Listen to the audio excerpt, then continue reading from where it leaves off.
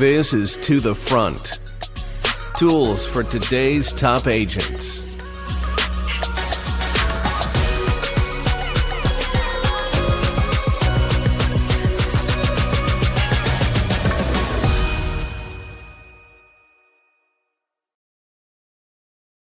All right, welcome back. Episode number 17 of To the Front. And I got a question for you for today's episode. I want you to think about it for a minute. What is your favorite movie? I mean, one that made a lasting impact that maybe you think back to all the time. Maybe you watch it every single year a few times. Tell me, what's that movie? For me, that movie is Forrest Gump. And I know you're like, oh, Adam, that's a really weird movie. And yes, it is, but I love it because maybe it was when I was young and that was a movie I watched at my grandparents'. It was the first time I watched a movie that had a scene that I probably shouldn't have seen.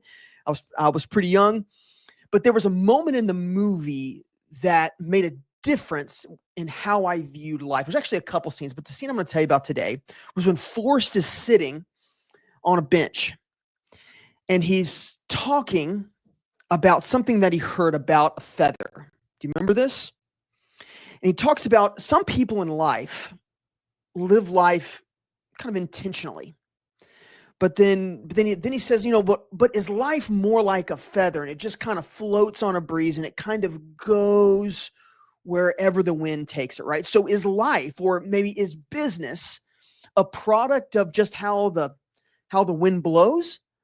Or is there a way to be really intentional, to guide it, to design it? So on today's episode, I want to make a big statement, and this is the statement, is that if your business is like a Forrest Gump feather floating on a breeze and going wherever the wind takes it, you are on a one-way ticket to failure. Bold statement, isn't it? Crazy statement. But maybe you're sitting there and you're listening like, Adam, I know what it is because I had this business, and when I launched it, I had all these exciting dreams and visions. But when I started to do the business, I quit working on it.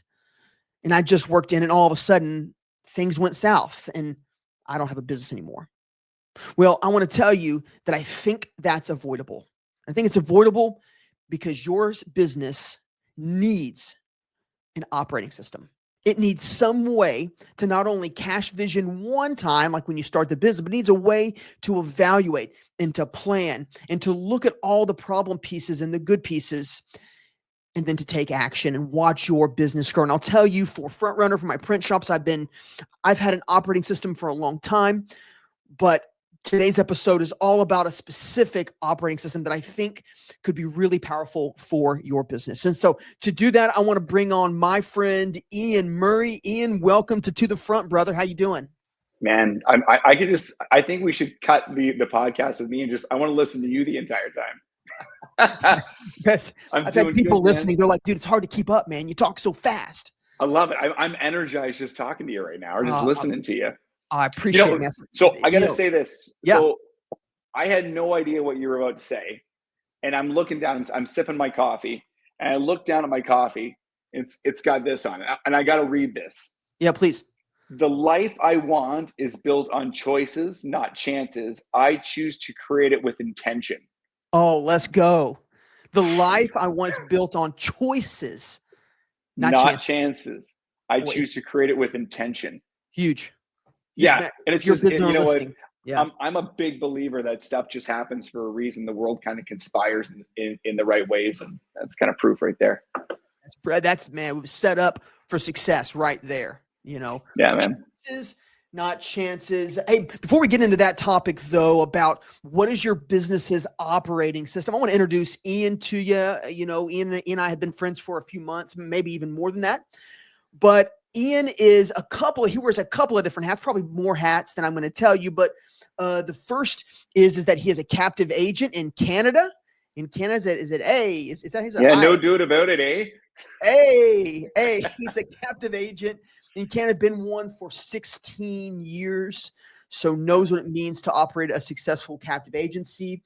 But Ian is also an EOS implementer. And if you've not heard of EOS or the book Traction or Get a Grip, well, I'm going to tell you something, you're missing it. I picked up a copy about a month ago and I inhaled it. I'm a big reader anyway, but this one went super quick because it challenged me to think about my business, not from a day-to-day perspective, but it helped me to get 90 foot above. And it asked a really good question. Do you have an operating system for your business? Do you have a systematic way in which you look at it and prepare it for growth? And so that's what today's episode is. This is what Ian does day in and day out with business. I had to bring you on, Ian, to talk not only about EOS, but just operating systems in general for businesses, whether you're an insurance agent or you own a bakery or you own a lawn care business, doesn't matter. You need some way to be able to look at your business from an objective point of view. So, Ian, how did I do introducing you? That's amazing. Thank you. Amazing. Come on. Hey, before we get into the meat, tell us a little bit about you, about your business. Maybe if you want to tell us about your family. Sure. I mean, I got my family photos behind me, but I don't have your family photo. So tell us about them. Yeah. Let's start there. Let's start with the most important stuff. So I've been married, happily married for, I can't even remember the exact number, but we've been together for like almost 20 years. Wow. My wife and I, Kara. And she's the absolute best in the entire world. It's so funny, as I often joke, if Kara was doing anything that I was doing, she would just do it better. I love her to bits. We are super proud parents of triplets. They're 8 years old right now. Camden, Sawyer, and McKenna. Wait, you said triplets, right? Triplets, man. 8-year-old triplets, dude. I'm so sorry. No, I'm that's cool, but that is wild. You know what? Honestly, the best thing in the world. Yeah, man, the family's the best. If I could, honestly, looking back now, if I could do more, I for sure would. But Wow. And our world is spent. Obviously, the hockey rink, good Canadians. Oh, And yeah. and doing a lot of travel. We absolutely love to vacation, and that's our family. That's the number one priority. But Man, and then on the flip side, as you'd said before, on the business side of things, a captive agent. So for those of you who don't know, used to be a State Farm agent. So back in 2009, started with State Farm. Cracked the doors of my agency February 2010 exactly. And prior to that, I was actually a team member in a couple of agents' offices. And to add a little bit more, actually, my father was the youngest State Farm agent in history. Really? Youngest in history. Everywhere. Wow. How old was so he was, I think, 17 or 18 years old 17. when he cracked his. Yeah. That's how old my son is. He's 17. And I know. I would not buy insurance from him. Yeah. Crazy. So wow. He was an agent. I always knew that I wanted to get into that agency model. And then later on became a Desjardins agent, became a State Farm agent. Fast forward to, I think, around 2015, 2016, State Farm actually sold their Canadian arm of operations in Canada, and a company called Desjardins purchased it. Yeah. So we just flipped from red over to green, and it's been awesome ever since. It's still operated very similarly to what State Farm would be in the US. Sure. But how I ended up with this whole EOS thing. So listen, I started off, like you talked about, you start off in your business and you have all these ideas, right? So I was working in a State Farm agent's office as a team member, and I remember just looking at the way that we were doing things, like, oh man, if I was the agent, I'd do this and I would do this, and I had these huge visions of what I wanted to see an insurance agency do. I remember writing them down. I kept this book with me actually at all times. I always had it on my desk, and I'd write down these ideas. So fast forward, I go through internship in 2009. I come out. I'm a State Farm agent. I crack my doors. I got a ton of energy, and I realized that, a lot of the time prior, I was working on the business in terms of I was coming up with these ideas and these strategies and really wanting to see what my agency was going to look like. And then I realized, oh shoot, I got to do the work. That's right. Right. So, I mean, knocking on doors, making phone calls, hiring people, letting people go, training people. Like it was coming at me hot and heavy. And I'm going to be really honest with you. We did really well. So, it's funny. You think that people that are on these leaderboards, because as captive agents, you have these, everyone's kind of ranked. in the agency. Right. You can see kind of what everyone's doing, right? And you think, oh man, they have it together. And I remember like some of my agency managers at that point in time coming in and saying, wow, Ian, how are you doing all of this? And I'm going, I'm falling apart. But outwardly, Wow. it's working. But man, I was frustrated. I'm going to tell you, I was Yeah. frustrated because the business was running me. I Oh, never wow. ran my business. Like I was taking quotes at 10 o'clock at night on a Sunday. And I was frustrated because the profits just weren't worth it. Wow. Like I would joke with my wife all the time, I should just be an employee because of the time and emotional investment I was putting into the business. The juice wasn't worth the squeeze, man. Yeah, sure. And Wow. then because of all of this, I was frustrated with my team. Like I just couldn't get them to do it the way that I thought it should be done or the way that I wanted it done.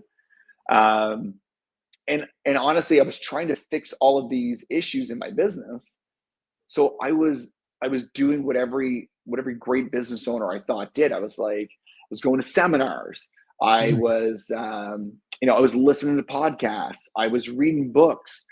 And man, I would come back into my office and I would be so excited, like, all right, guys, I got the cure. We're going to do this now. And this is going to change everything. And Yeah. my team got so tired of me coming in with these new ideas all the time. They Yeah. said, Ian, if we just stay quiet long enough, you're just going to forget about everything you just said and you're going to move on to something else. Wow. Sort of the flavor of the Man, month type mentality. flavor of the month. And man, that hit me. So fast forward, I actually ended up with gastritis because the business was stressing me out so much. Every time I thought about the business, my stomach would light on fire. And then we had triplets. Add that to it. Yeah. And they were like 2 years old at that time. And I remember I was in my kitchen and I'm yelling at them. I'm yelling at these 2-year-olds and they all scatter. And I sat down in my kitchen. I just started to cry. So I'm going, they don't deserve this. I'm just stressed in my business. Wow. I'm short. Like I was so stressed. And again, kind of like this mug. I always just believe that things are going to happen at the right time. So I'm at Strategic Coach in Toronto, and this cherry farmer from Northern Michigan, as I'm griping about everything, he hands me the book Traction. And I decided to download it on Audible. And he just kind of said, this is going to fix everything for you, man. Okay.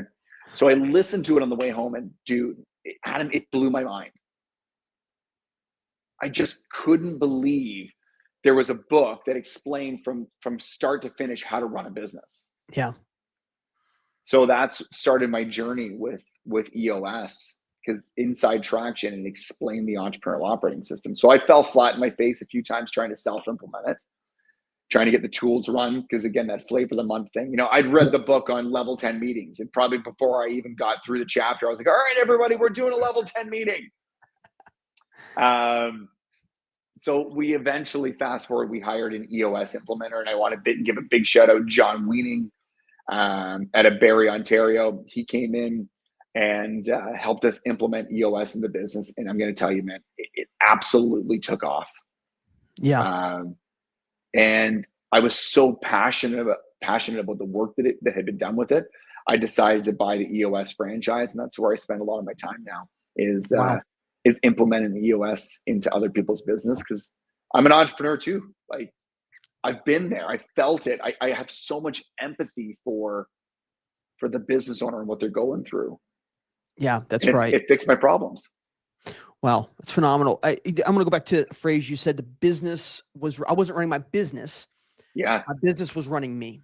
Yeah. Well, what a statement. I bet you we've got some people listening right now, whether they're on, Apple Podcasts or Spotify or watching this on YouTube. And they're like, Ian, you just found out something in my heart that I just couldn't speak. Right. It's been sitting in there that I feel like my business is running me. And that story about coming in and maybe being a little too harsh, maybe with your 2-year-old triplets. I think we can all identify with that. Yeah, In where that- our brain isn't Yeah. where it's supposed to be at that time. Like, you're home, you're supposed to be with your kids. That's right. And my But- brain's thinking about all the Mhm. stuff of the business. That's right. But if you don't have any kind of operating system, any kind of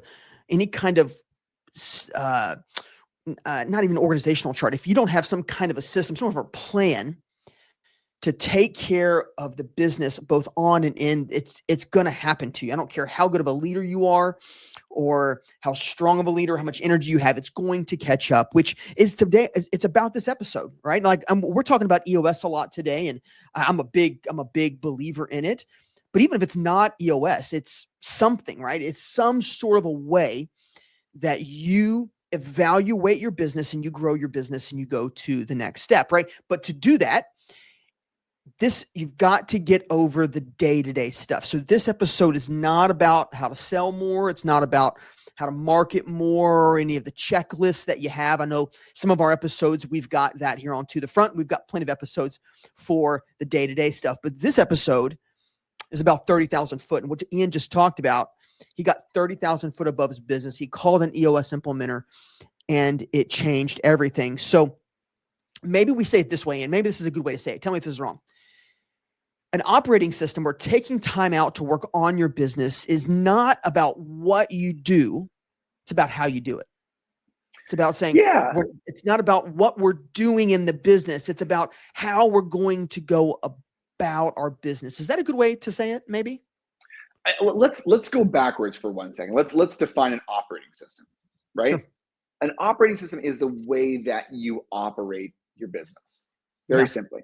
So whether you think you're running on an operating system or you don't think you're running on an operating system, you're running on an operating system because you are operating your business some way, somehow right now. Right. And it is getting you the results that you are looking for because that's the way you're operating it. That's right. So when we think about an operating system, or at least how I look at an operating system and how EOS is an operating system, it's a way of getting every single person inside of the organization aligned around the vision. Right. And making sure that they understand the plan that it's actually going to take to get to that vision. And then it's about instilling discipline and accountability inside of the organization. So that way you are actually executing on that plan. Yeah. And then when we talk about EOS, the last thing is it's about creating a really healthy operating team, like a healthy leadership team. Because oftentimes, and again, when we look at like the agency model, it's about creating a healthy group of people that are working together. Because oftentimes people just aren't getting along. They aren't being open and honest with one another. For sure. Wow. No, that's so. Let me ask you on that front here. Why is it so? As people are listening, they're like, "Man, this sounds really great, Adam and Ian. This sounds really good, but I'm too busy, or I've got too much going on." You know, I mean, you've heard all the excuses from business owners. Maybe you've heard them from yourself, right? So, why do you think it's so hard for business owners to slow down to do something like EOS? Because I see it every day. Their operating system is a feather on the breeze. Yeah. So why is it so hard for business owners, you think, in your opinion? I know you've worked with lots of businesses. So I guess it's two questions. Why did it take them so long, or what were their excuses? And then maybe how do they feel afterwards, right? So maybe the first part is first, right? Why are people too busy, or why do they think that they can't have time to work on their business versus just in? I mean, it all does come down to exactly what you said in the beginning. It's called intentionality, right? Mm-hmm. And the issue with business owners is the operating system that you're operating on right now is doing everything. And you're comfortable in some ways with that pain. So you have two different pains that you can deal with. It's the pain that you're currently sitting in, and that's such a known pain for you, feeling overwhelmed, maybe feeling like you've just hit the ceiling in the business, that no matter what you're trying to do, you just can't get past it, or the business is running you, or the profits just aren't, like, that's a known pain for you. Now, it's really uncomfortable for people to change. And it's uncomfortable for people to change because they feel that they're going to lose something. Yeah. And right now they know the pain that they're sitting in. So one of the things is that you have to get, that pain has to be so strong that you want to make a change. This is the same as like, listen, you want to lose weight. Everybody wants to look great, have a 6-pack of abs on the beach, right? That's right. And everybody knows that you got to, set the goals, you got to do the work and so on and so forth. But it usually takes something happening to really become intentional and to dig in and actually do that, because the pain is you're going to have to change the way you're doing things today. You're going to have to eat healthier. You're going to have to work out, and that's painful. You're going to have to carve time out of your schedule, and that's painful.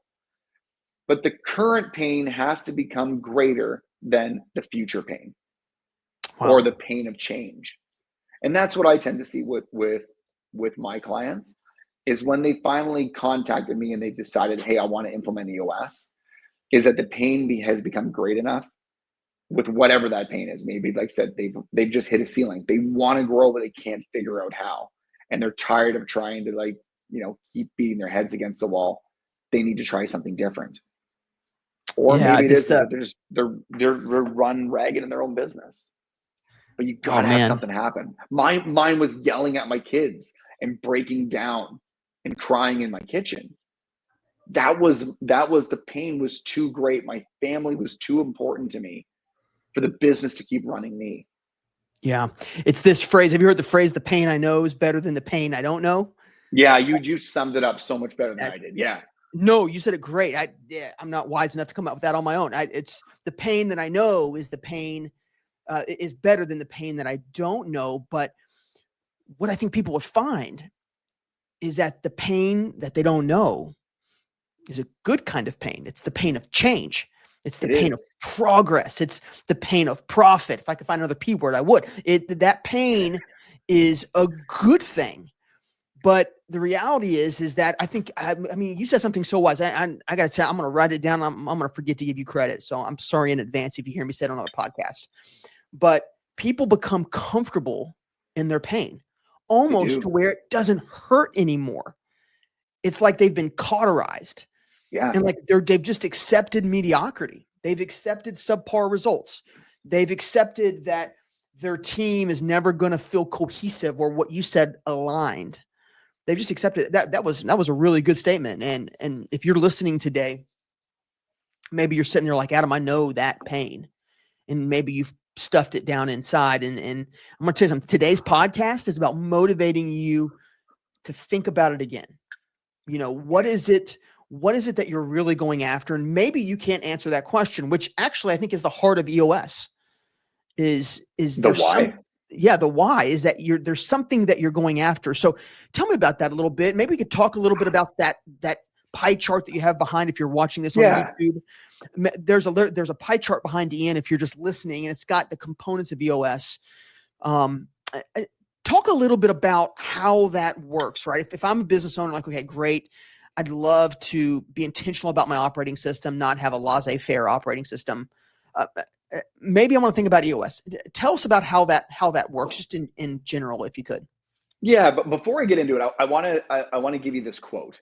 Yeah, and I'm gonna think hard on this one because I don't want to mess up. I was at a conference a couple weeks ago. It was in San Antonio. All of us EOS implementers get around to learn together. So there's 857 EOS implementers around the globe now, and they converge on this one location once a year. And at the beginning of the conference, people stand up and they give what we call nuggets, like just great information, learning points that they learned over the last year, maybe over the last quarter. And this person said this unbelievable quote. And the quote was this, is that uncommunicated expectations are premeditated resentments. Wow. I want to say this one more time. Please do. Uncommunicated expectations are premeditated resentments. And Wow. I want you to keep this in your head, because I was working with another agency owner the other day, and he was frustrated with his team, and I connected with it so much. because I remember being frustrated with my team. And I'm going to be really honest with you. When I look back now, it was so unfair that I was frustrated with them, because I really didn't do a great job of communicating my expectations. So when we talk about EOS, and the big three things that we do with EOS is we get people vision, traction, healthy. Vision is getting everybody 100% aligned with where that organization's going and the plan that is to get there. I had not done a great job of really articulating that vision that was in my head, which we go back to what you had said before. You need to take the time to take a step back from your business, look at that 30,000 foot view, and actually create that vision. Yeah. So tying that in, behind me is what we call the EOS model, because agency owners, and listen, every business owner out there, you are wrestling and you are struggling with like 155 issues simultaneously inside your company. Everything's coming at you hot and fast, right? Well, that's just normal. Every business owner is dealing with that exact same thing. But the truly great entrepreneurial companies out there, the 1 out of 20 entrepreneurial companies, they are just really great at what we call 6 things, strengthening 6 key components of their business. And when they strengthen those 6 key components of their business, those 155 issues, they really just fall into place, because those 155 issues, they're just symptoms of an actual root cause. So if you strengthen these 6 key components, and I'll just do a quick once around the model, and kind of chat with about it. That's what's going to get what you want from the business. So if you want to have a really great business, and you want to stop being an average entrepreneurial company, and you want to become that 1 in 20, the truly great entrepreneurial companies, what Gino Wickman, the creator of EOS, what he discovered was that these great businesses were just great at these 6 things. So the very first one is vision. So right at the top of the model, vision. It's all about getting every single person inside of your organization aligned around the long-term vision of the organization, and the plan that it takes to get there. Remember, now we've communicated what the vision is. And we do that by getting them aligned around 8 questions, and these 8 questions are on something called the Vision Traction Organizer, or the VTO for short. Yeah. All of this is found in the book Traction. But this just helps to kind of break it down. You got to get aligned around these 8 different questions. So what are your core values? What's your core focus? What's your 10-year target? What's your marketing strategy? What's your 1 year or 3 year picture? What's your 1 year plan? What are your quarterly rocks? And what's on your issues list? Wow. You've got to get aligned around those things. Is this something that a business owner does on their own, or with a small leadership team first? Yeah, with the small leadership team. I mean, if you're a solopreneur, or it's just you and a couple of your team members, you got to get aligned around this. And if you have a leadership team, the leadership team's got to get aligned around this, because as the leadership team goes, so is the rest of the organization, right? Yeah. So if you aren't aligned, and again, I go back to myself, frustrated with my team, I wasn't 100% clear on my picture. I had all these ideas, but I never really sat down to really crystallize that. Now, the second thing is the people component. You can't achieve a great vision if you don't have great people. But Adam, the issue is we keep doing all these generic versions of great people, top quartile, A players, superstars. We got to get down to what makes a great person inside of your organization. Yeah. So we have 2 things: right people, right seat. So Jim Collins popularized these 2 concepts in his book, Good to Great. But right people are people who fit your core values. They really embody those core values. Yeah. And, I had this giant aha moment. I was sitting with a leadership team, and they were developing out their core values. And I was thinking back to my own agency. and thinking about, we've done trips with our team. We've gone to Mexico and done some really cool stuff with them. We've had these really neat outings, and thinking we're making culture, right? Yeah. And we're doing this discovery exercise with this leadership team, really uncovering what the core values are in this company's organization. And I thought, you know what culture really is? Culture is just a whole bunch of people at a workplace that share the same core values, Yeah. hanging out together and executing. Mm. Because if we all have the same core values, that's going to create the culture. Yeah. It's not the foosball table.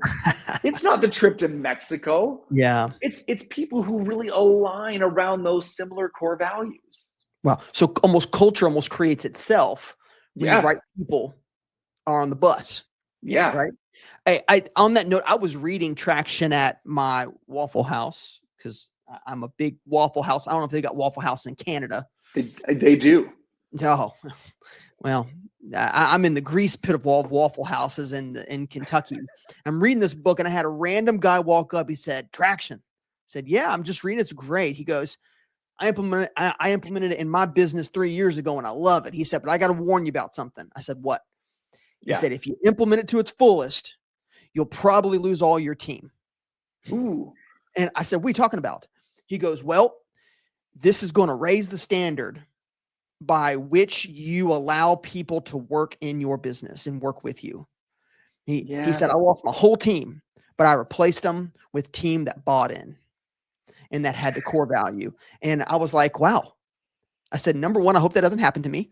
But number two, boy, that's a powerful statement for this. That is a powerful statement. Now, okay, so I got two thoughts on that, because I want to move to right seat here in a second. That's a fear, and it's something that I hear with regards to EOS, that like, I don't want to fire my whole team. You know what? I have a different experience with it. Is that, we went through this discovery exercise in our insurance agency, really uncovering what the core values were inside of our organization. And there were a couple people that I was really frustrated with inside of my company. And I'm going to tell you, after we created these core values, and I don't want to say created, once we discovered these core values that were inside of our organization, these people embodied those core values. I just wasn't taking the time to appreciate them in those core values. Yeah. So I've also seen it go the other way, is that sometime as the business owner,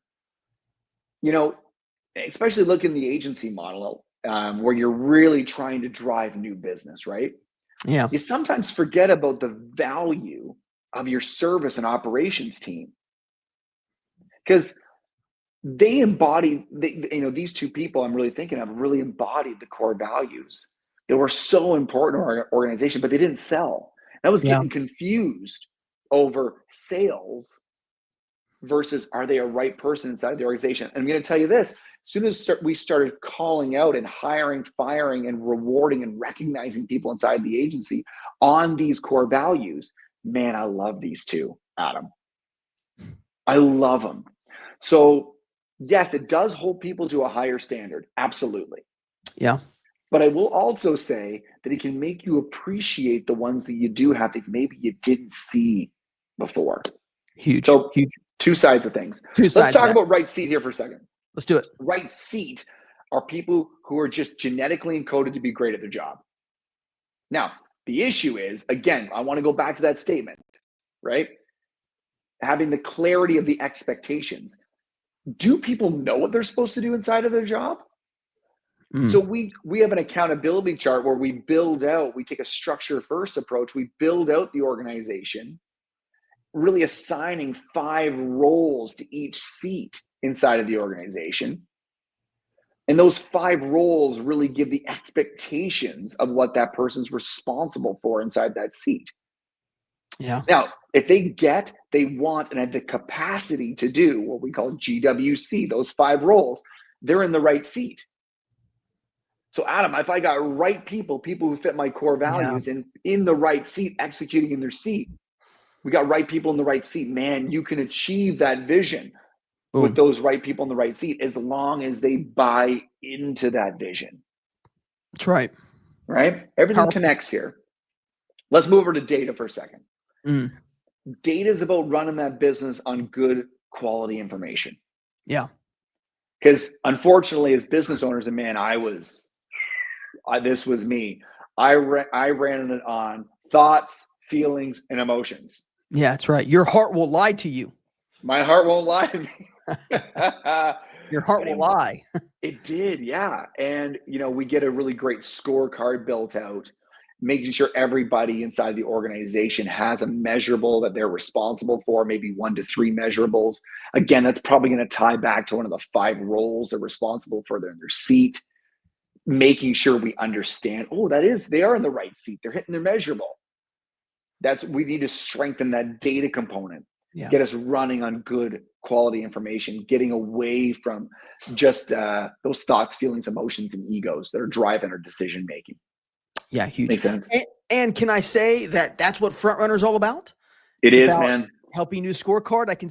Can I say publicly that your agency uses Frontrunner? I mean, I just did. Yeah, they do. But they do. So, and I'm going to tell you, data driven. I want to talk about data driven here for a second. I'm going to give a huge plug to Frontrunner on this. Mm-hmm. So we have this beautiful scorecard, right? Scorecard, really high level. The numbers, those actionable items that you can pull the lever on to really make the business run. Let's talk about our sales team, right? We have outbound prospecting attempts. What Frontrunner has been able to do for our agency is something I've been thinking about for years. And what is the correlation between the activity that we're doing, the quotes that we're getting, and the sales that we're getting? The ability that Frontrunner has done this unbelievable thing to allow you to look at the relationship between data points. So that way, when we're trying to solve an issue, maybe we are getting enough outbound prospecting attempts, but it's not coming to the right number of quotes, or maybe it's not getting to the right number of sales. We can figure out now, wait a minute, we're obviously doing something wrong here in our outbound prospecting attempt because it's not getting us the quotes, or maybe we are getting the quotes, but we're not getting the sales. That's right. And we got to figure out, maybe now we got to talk about, hey, this is a sales conversation we need to have. We need to train better on the sales process. It has allowed us to make such a better impact for our salespeople and make a bigger impact in our business, man. Boy, I love hearing that. Can't thank you guys enough. Checks in the mail, dude. I love hearing that. And that was because it was started by captive agents who just wanted to get better data. And I got to tell you, and I know you need to move on to the next pieces of it, but we even have some new stuff coming out with Frontrunner that's going to be on top of that. We have a new ROI widget that'll actually start to tack some dollars and some forecasting behind those data points. So just let me know that's on the way too. So and that's so good because, again, if we can get the business running on data, we can make better decisions. Because I'm going to tell you, I made horrific decisions without data involved. I would laugh all the time. So I had this agency manager, and then I'll move on to the next thing. But I had this agency manager, and this is the importance of data. I would give him a ring. It was in my first few years of business. Maybe within the first 5, I would do this all the time. Call him up and be like, hey, John, I'm going to tell you such and such is going on in the business. And go, okay, hold on. Let's take a look at things. And inevitably, he would pull some data point by looking deeper into the numbers, and I was wrong. Almost every time. Wow. Yeah. Because your emotions, and if you're allowing your emotions to drive that decision making, it blows like the wind. You are just a feather on the breeze, to tie back to your original conversation. So thank you, Frontrunner. Thank you, Frontrunner, for making it easier to drive those data points. For sure. But data-driven decisions, huge part of the EOS process. Huge part of the EOS process. Yeah. Now, let's get to the issues component. Issues component is about solving issues as they arise inside of the business. Really drilling down and ensuring that we are solving them at the root, making them go away forever. Because unfortunately, the average entrepreneurial company, they are solving the exact same issue week after week, month after month. It is the worst case of business deja vu you've ever experienced. But the best ones, Adam, those 1 in a 20, they are laser focused at solving issues, and then they move on to solve new issues in the business. That's right. Driving forward to achieving that vision. So what we do with that is we get them really great at, number one, pointing out issues in the business, then prioritizing the issues in the business, and then really making sure we IDS. So IDS is the process that we use for solving issues. Identify, discuss, and solving issues. Identifying the root cause of the issue. Yeah. And man, that's hard. Very. That's where all your time should be spent, Adam. Really digging down and figuring out what is the root cause of this issue. Now, again, if you got really great data, it makes it easier to find that root. And if you're looking at the EOS model, there's a good chance that the root cause of the issue is probably a weakness in one of your 6 key components. Yeah. Then you got to discuss. But the issue is that every person who's trying to solve an issue, every group, they just spend all their time discussing. You know, Sally's not hitting her numbers. Yeah, and Sally was late here the other day. Oh, yeah, and then did you hear how Sally was talking to a client the other day? And then we just spent 40 minutes talking about all of Sally's issues. So guilty. We never got to the issue. We never got down to the root. Anyways, and then you got to move to solve. So solve is just taking a to-do to make that issue go away forever. How often is a leadership team inside the model dealing with issues? Like every week. Every week. Every week. Yeah. That was one of the things I always tell my teams at the companies that I get to serve is I say, hey, you're always going to know where you stand with me. And I said, because, hey, I don't have a big hidden rap sheet of your wrongs and you're going to get hit once a year at your review or when you're on the termination block. Let me tell you all the things that you did wrong. No, we're going to deal with them quickly and we're going to deal with them directly. This takes it a step further. It says we're going to not just deal with the symptom. We're going to deal with why it started in the first place, which I think is powerful. Bingo. Yeah. And the leadership team really needs to be meeting every single week. We call it like a level 10 meeting. And I'll get that to here in a second. But yeah, you got to solve issues and you got to solve them at the root. The next one's process. And here's, this is the funny part. This is where I spend all my time with business owners, because every business owner is like, hey, man, if I just get my processes down, that's going to be it. Yeah. This is like, it's like the E-Myth came out. Everyone read the E-Myth about process and everyone's like, well, that's it. I just got to get my processes written down and people follow those processes. We're good to go. Yeah. Here's the thing. If you do not have a clear and compelling vision for your organization that people buy into, strengthen that vision component, right? The people aren't going to execute on your processes. You can have them all written down, documented. They are not going to do the process. If you don't have right people in the right seat, they're not going to execute on those processes. If you're not tracking the right data and making sure there's measurables that align to steps in that process to make sure they're actually getting done, you're not going to have processes done. It doesn't matter if they're documented. And if you're not solving issues that pop up within those processes on a weekly basis, updating those processes, making them better, maybe adding in training, just solving issues within the processes, it doesn't matter if they're documented. Doesn't matter. They're going to be like landmines inside of the process if you don't solve the issues. Yeah. Right. You need to have all of these key components because the process component, it's super important. It's your franchise way of operating. It's getting the most important things in the business done the right way, the best way every single time. But again, you need people to buy into the vision. You need right people in the right seat. You need the data to make sure it's getting done. You need to solve the issues that pop up. Wow. Powerful. The last one is traction. And traction's all about executing on that vision. And we do that with rocks, which are just 90-day business priorities. Because Adam, here's the thing. So I'm like a visionary through and through. And every single year, you ask my team, my favorite time of the year is December. Do you want to know why? Yeah, I'd love to. December's business planning time. Nothing mattered what happened this year. Because we get to think about next year. And next year in my business owner brain is always a clean slate. That's right. Right? Endless possibilities. So I'd spend all this time, November, December time, making this unbelievable business plan. And then I present it to the team and maybe we'd walk around with binders or, I would create a great slideshow and maybe we would go rent a space and we'd have a lunch catered in, but I would make a big deal about business planning time. I'd be Wow. so excited. And then, you know, fast forward a couple months and the business plan would be sitting on my desk and things would start piling up over top of it. And then finally, like 3 or 4 months later, I'd be like, ooh, I got to clean my desk up. It's a disaster. And I'd take that business plan and I'd shove it into my credenza.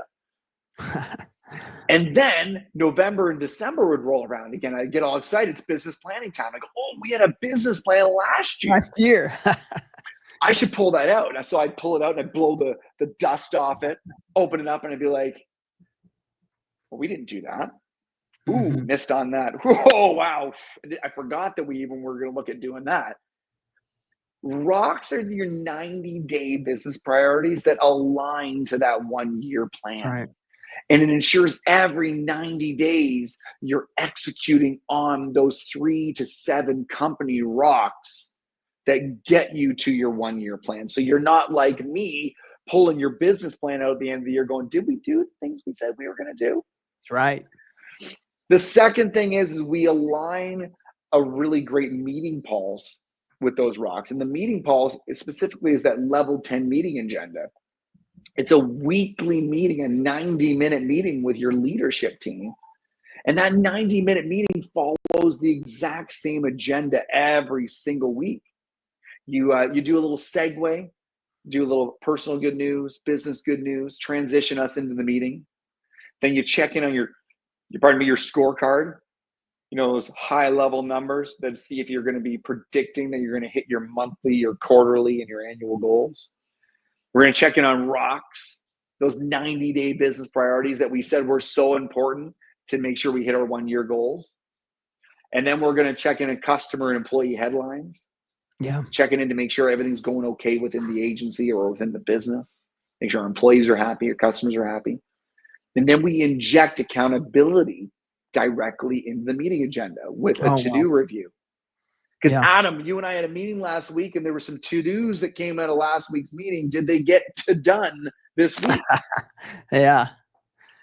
This drives accountability every single week inside of the business. That's right. Yeah. No, go ahead. What was that? I was just going to say, it stops that, oh, wait, it's been 11 months since we've talked about this. Yeah. Let's see. Yeah, and or, if anything's been achieved, or it's even by better accident. is we, you know, a month later, we come to a meeting like, you remember there were some to-dos that we're supposed to do at the last meeting that we had? What were those things? Did you get them done? No, I totally forgot about them when I got out. Totally forgot. Check in every week, right? And then we spend the rest of the time, Adam, really IDSing, identify, discuss, and solving the most important issues in the business every single week.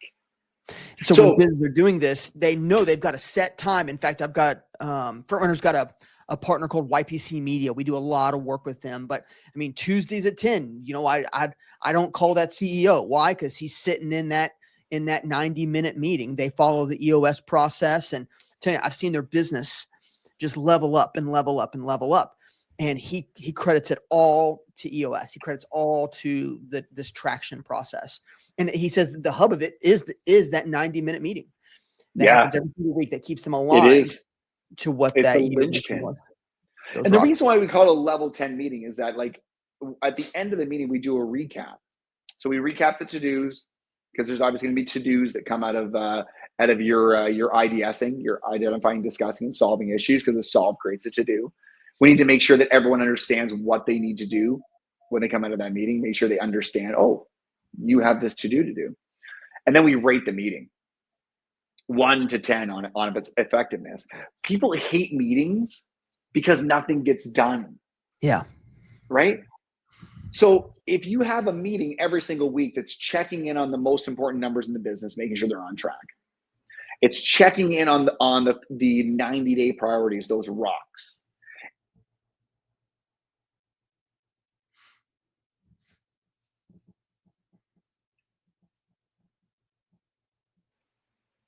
Oh, lost you there for a second. That's okay. Yeah, it's coming back. Don't worry. Our editor will take care of it. Go ahead. And then you're IDSing, identifying, discussing, and solving the most important issues in the business.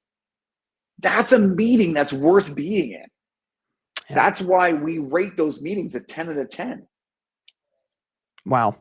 So this is the process. Now, again, if you really want to dig into EOS, I'm going to give you some ways to do that here in just a second. But I mean, Ian, it sounds like Well, I'll tell you what my reflection was when I read Traction. Sure. My reflection was, okay, when I first started reading, I said, you know what? I think Gino's making this too easy, right? He's oversimplifying the process.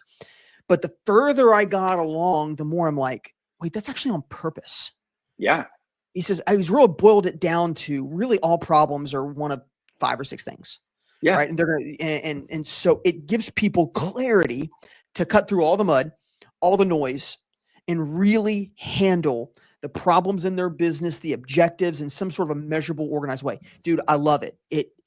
I mean, this pumps me up. It's something that we've been starting to do inside of at least my print shops that I own.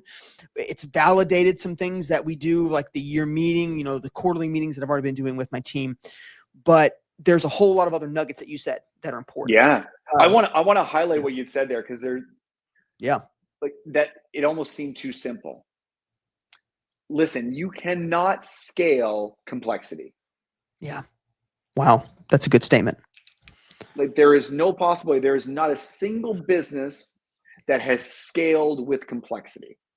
Yeah. So we need to simplify your business, and the EOS model helps to simplify that business.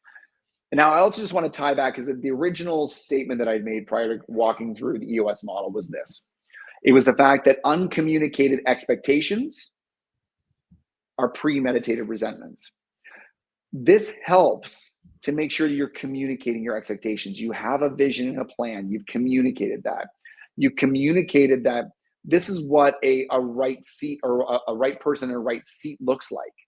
We're expecting you to do these core values, to exhibit the core values. We're expecting you to get one at the capacity of 5 rows of your seat.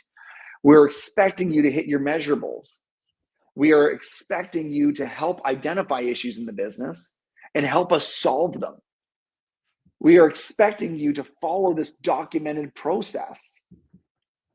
And we're showing you what needs to be done every 90 days and every single week in order to achieve that. We are clearly communicating expectations. And when they're clearly communicated, man, there is no resentment. No resentment. Huge. Well, if you're listening to this, I don't know how your blood's not pumping. I mean, I don't know how you're not like, dude, I got to do something right now, because I want to make a bold statement. I mean, it's your business. You could do what you want. But for me, a business is not worth owning unless I want the business to grow. You know, we talked about in last week's episode how complacency kills. We talked with my friend Al Shattuck. And the reality is, if you're not growing, you're dying, even if you don't see it right off the bat. And I don't know of a business owner that doesn't want to grow, that doesn't want to have sustainability, right? Because if that's how you are, you're probably not a business owner. You know, you're probably better as an employee type thing. But this is a great system. And whether you choose EOS or some other process, our plea to you today is to have something in place that you can work on your business, not in your business. Because if you don't, you're going to be like that feather. You're just kind of blow, and you're going to blow wherever the wind takes you. And, you know, but and Adam, choose one. Like, it doesn't have to be EOS. Choose one. But I am going to make a wholehearted plea. Yeah. You don't have to choose EOS, but please choose one system and don't try to mix and match. And listen, if anybody wants to talk to me at any point in time, I have fallen flat on my face through self-implementation, and I've probably made more mistakes in my own business with EOS than anybody has ever made in their life. I can show you all the ways to not do it, but I remember just a quick example. We had implemented, or we had kind of contracted this other leadership program with, you know, how our leaders were going to handle our team and things like that. And we started to implement that system into our business with EOS. Well, EOS already kind of has a leadership framework built into it, and it didn't mesh. We were in meetings for meetings, because this leadership team, or this leadership course, was saying you need a weekly meeting individually with each one of your team members. Well, we already have this level 10 meeting, Adam. Yeah. And if you're doing these individual meetings with people, you're extracting the issues from them individually and trying to solve them individually, as opposed to getting them into the group, that level 10 meeting, and solving it together as a group. But you're still holding both meetings. So That's you're right. not creating healthy conflict because people aren't bringing the stuff to the table. They're hiding it in the individual meeting. But secondly, you got meetings for meetings. And then on top of that, you had an individual meeting, a level 10 meeting, and then a coaching training meeting where you were practicing the sales process. So Wow. it's meetings for meetings. Don't try to put multiple systems in at the same time. Choose one. It doesn't have to be EOS, but choose one. Boy, that's a good statement. In fact, my next read, I'm a big reader, Ian. I mean, right now I'm finishing up the book From Poop to Gold. It's been a great book. This is about the Harmon brothers and the Squatty Potty. Yeah. It's about their whole creative process. But then my next queued up is Death by Meetings. Ooh, that's a good one, Patrick Lencioni. Have you read The 5 Dysfunctions of a Team? I have, yes.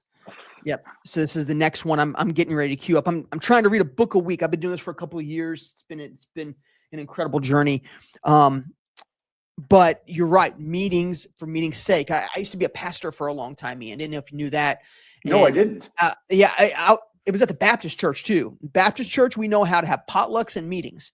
Okay. And dude, it was so many meetings, meeting after meeting after. Like we had a meeting to talk about the meeting that we were going to have to replace the light bulb. True story. Right. True story. It's crazy. Hey, if you want to contact Ian, if you're interested to talk more about what traction looks like EOS, again, this is his email address. Yeah, anybody shoot me an email. Yeah. I love talking about this stuff. If you need help in any possible way, more than happy to jump on a video call with you and just help IDS any kind of the stuff that's going on in your world and just help you out in any way that I possibly can. I love business owners. Oh man, I'm telling you, it seems like they are your heartbeat. And again, if you're listening on Apple Podcasts, Spotify, that's Ian.Murray, Murray, at eosworldwide.com. So it's Ian.Murray at eosworldwide.com. Ian, this was a phenomenal conversation, man. Thank you so much. Thank you so much, Adam. This was awesome. Man. I really appreciate you bringing me on. Absolutely. I mean, this is To the Front. It's about giving you tools to do what you do better, smarter, better framework. And today's episode is probably one of the most powerful I've been a part of because I believe in a process to help organize, run, and empower your business for growth. And that's what EOS is. There are others like it, but I'm just like Ian. Pick one and stick with it. If you had to ask me, pick EOS. It's a pretty doggone good one. So, Ian, hey, thanks so much for your time. I'm so grateful for you. Any final words for our folks listening? You know what? At the end of the day, just know that there are resources out there for you. And again, if you go to eosworldwide.com, you can download these tools for free, and you can have them all